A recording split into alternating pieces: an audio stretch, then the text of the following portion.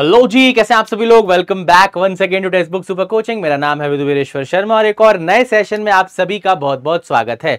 तो कल हमने देखा था कि भाई नाबार्ड की तरफ से एक शॉर्ट नोटिस आया था और वो शॉर्ट नोटिस था ऑफिस अटेंडेंट का। तो ऑफिस अटेंडेंट का जो शॉर्ट नोटिस है या नोटिफिकेशन है वो इतना खास क्यों है भाई? क्योंकि 10th पास जो स्टूडेंट्स हैं उन सभी के लिए एक बहुत ही अच्छी अपॉर्चुनिटी रहने वाली है।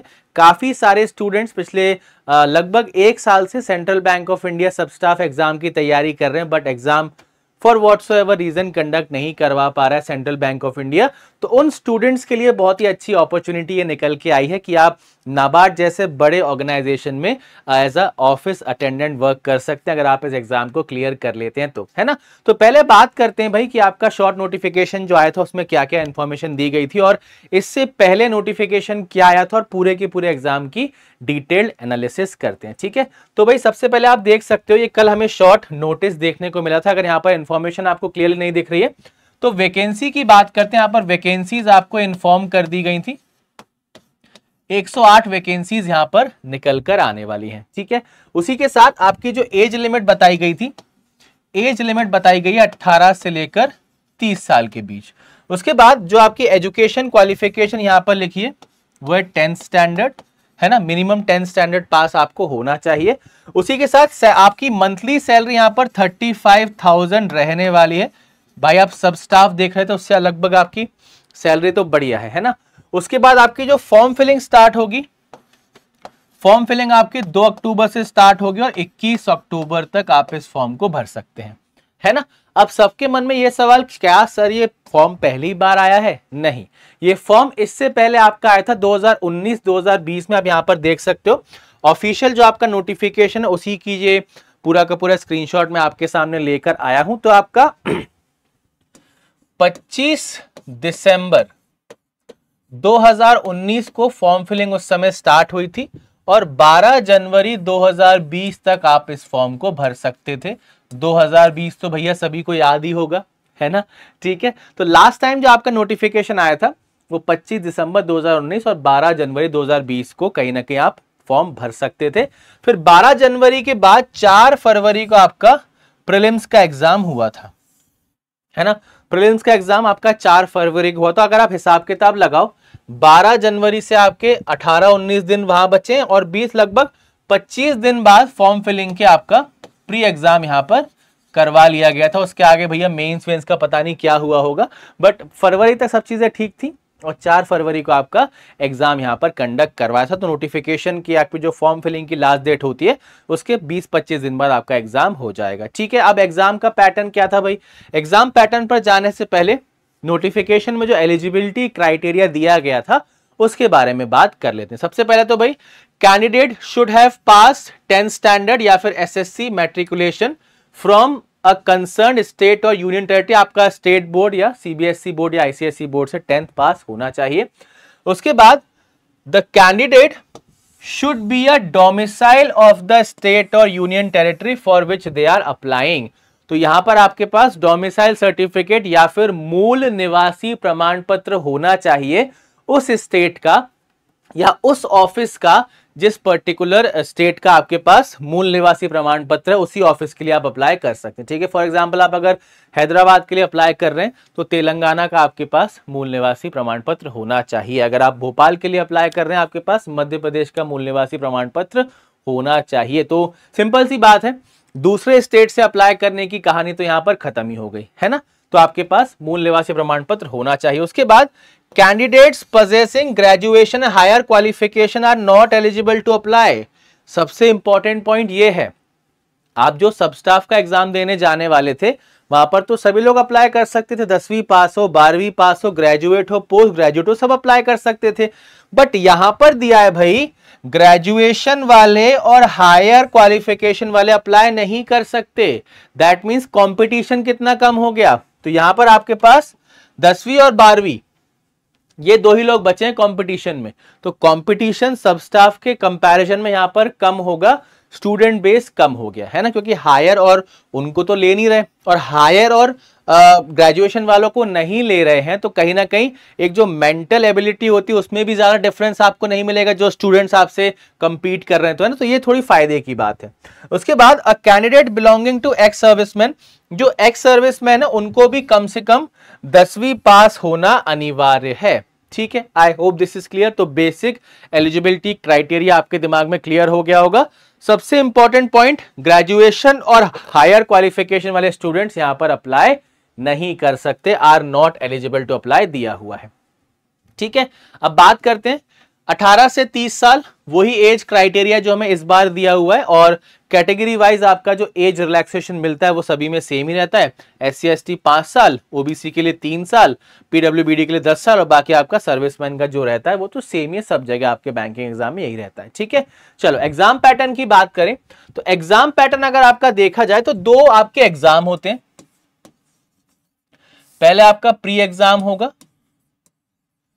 ठीक है, जब आप प्री को क्लियर कर लेंगे उसके बाद आपका मेंस होगा, और मेंस को क्लियर कर लेने के बाद आपका LPT होगा जो कि है लैंग्वेज प्रोफिशिएंसी टेस्ट, है ना। तो पहले प्रीलिम्स एग्जाम पैटर्न की बात कर लें। रीजनिंग के आपके 30 सवाल आएंगे 30 मार्क्स के लिए, है ना। इंग्लिश के आपके 30 सवाल 30 मार्क्स के लिए। GA आपका आएगा जनरल अवेयरनेस 30 सवाल 30 मार्क्स के लिए, और फिर आपका न्यूमेरिकल एबिलिटी यानी मैथ्स 30 सवाल 30 मार्क्स के लिए। तो आपको कंपोजिट टाइम मिलेगा 90 मिनट्स का, मतलब 1.5 घंटे में आपको ये 90 क्वेश्चंस, ये 120 क्वेश्चंस करने हैं। ठीक है, तो ये आपका एग्जाम पैटर्न रहा। अब ये एग्जाम पैटर्न आपका 2019-2020 नोटिफिकेशन का था।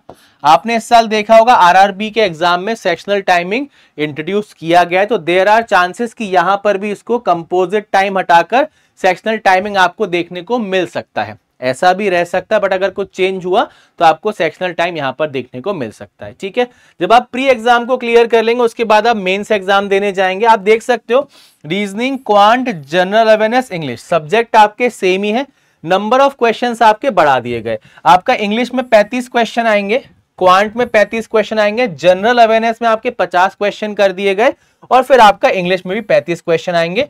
150 क्वेश्चन आपको करने हैं।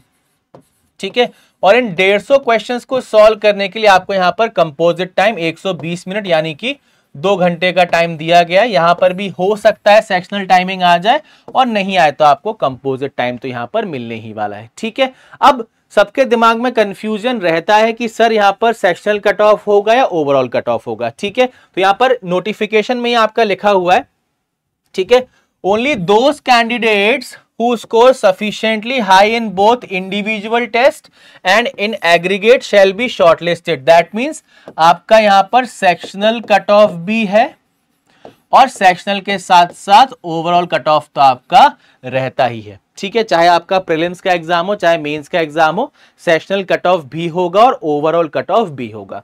ठीक है भाई, चलो आगे बात करते हैं। आगे क्या बोल रहा है, candidates are not proficient in local language would be disqualified. यहां पर LPT में भाई मजाक मस्ती नहीं चलेगा, है ना। LPT में अगर आप फेल हो गए तो आपको डिस्क्वालीफाई कर दिया जाएगा। आपको भले आप प्री भी क्लियर करके आए हो, मेंस भी क्लियर करके आए हो, अगर आपने LPT क्लियर नहीं किया तो आपको नमस्ते बोल दिया जाएगा। इस बात का ध्यान रखना, उसी स्टेट से अप्लाई करना जहां पर आपको मूल निवासी प्रमाण पत्र हो और जहां की लैंग्वेज आपको आती हो।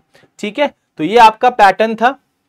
सिलेबस की बात करें, नॉर्मल बैंकिंग एग्जाम का ही सिलेबस है, कुछ इसमें नया आपको नहीं पढ़ना। अगर आप अभी तक सब स्टाफ की तैयारी कर रहे थे तो मैक्सिमम चीजें आप यहां पर पढ़ ही चुके हो, है ना। एग्जाम फीस क्या थी भाई उस समय, SC ST PWBD के लिए मात्र 50 रुपए आपकी फीस थी। ठीक है, और जनरल OBC EWS के लिए आपकी फीस थी 450। तो फीस आपकी कोई ऐसी ज्यादा नहीं है ना। सब स्टाफ के लिए आपने काफी ज्यादा फीस पे की है, तो यहां पर फीस आपकी काफी कम है। ठीक है ना। तो बात करें भाई, ये आपकी कंप्लीट इंफॉर्मेशन थी नाबार्ड ऑफिस अटेंडेंट के जो आपका शॉर्ट नोटिफिकेशन आया था उसकी। बात करें फुल नोटिफिकेशन जो आपका आने वाला है वो 2 अक्टूबर को आएगा। तो 2 अक्टूबर को काफी सारी कहानी हमारे दिमाग में और क्लियर हो जाएगी कि कहीं एग्जाम पैटर्न में कोई चेंज तो नहीं है ना। एग्जाम कब तक हो सकता है, फीस यही है या फीस बढ़ा दी गई है ना। वैकेंसीज तो हमें पता ही है, डेट्स हमें पता ही है।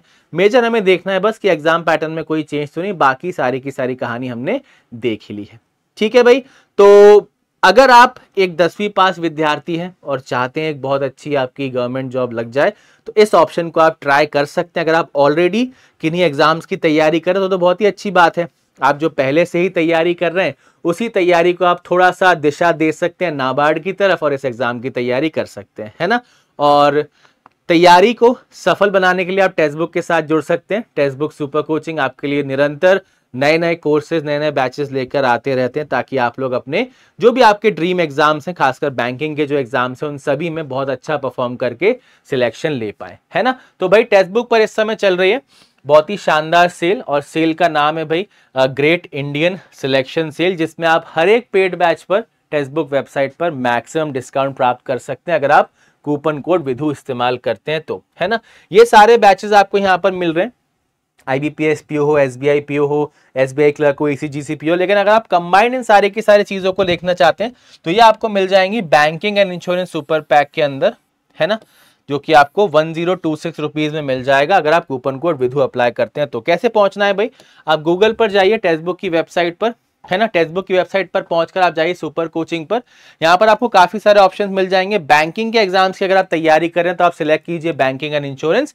यहाँ पर आपको मिल जाएगा banking and insurance super pack. तो बैंकिंग के जितने भी आपके कोर्सेज रहने वाले हैं वो आपको सारे के सारे banking and insurance super pack के अंदर मिल जाएंगे, या फिर आपके स्टैंड अलोन कोर्सेज है वो आपको अलग से भी मिल जाएंगे। कोर्सेज के साथ साथ कंप्लीट टेस्ट सीरीज आपको मिल जाएगी। कोई भी आपका एग्जाम हो बैंकिंग का, उसके प्री के एग्जाम हो, मेंस के टेस्ट हो, सेक्शनल टेस्ट हो, टॉपिक टेस्ट हो, एडवांस लेवल टेस्ट हो, सब आपको यहाँ पर मिल जाएंगे। उसी के साथ प्रैक्टिस के लिए काफी सारे क्वेश्चंस आपको मिल रहे हैं। टोटल काउंट की अगर आप बात करें तो 5000 से ज्यादा क्वेश्चंस आपको प्रैक्टिस के लिए भी मिल रहे हैं। ठीक है भाई, तो परचेस करने के लिए आपको बाय नाउ के ऑप्शन पर जाना है और जहां भी आपको कूपन कोड अप्लाई करने का ऑप्शन दे वहां पर आप कूपन कोड अप्लाई कर सकते हैं, वो की है मेरा नाम। मेरा नाम क्या है भाई, विधु, VIDHU। जैसे आप अप्लाई करेंगे तो आपको मैक्सिमम डिस्काउंट यहां से हर एक पैक पर देखने को मिल जाएगा। ठीक है भाई, तो फटाफट से तैयारी शुरू कर दीजिए, है ना। फुल नोटिफिकेशन आएगा, जल्दी से फॉर्म भर दीजिएगा एंड होपफुली बहुत अच्छे से तैयारी करके आप इस एग्जाम को क्लियर भी कर लें। ऑलराइट, तो फिर मिलते हैं एक और नए सेशन में काफी जल्दी text book banking YouTube channel पर, है ना। कोई भी सवाल, कोई भी डाउट अगर आपके मन में हो तो आप कमेंट सेक्शन में मुझसे पूछ सकते हैं, आपके सारे के सारे सवालों के जवाब मैं जरूर दूंगा। ऑलराइट, चलो भाई मिलते हैं, bye bye and take care.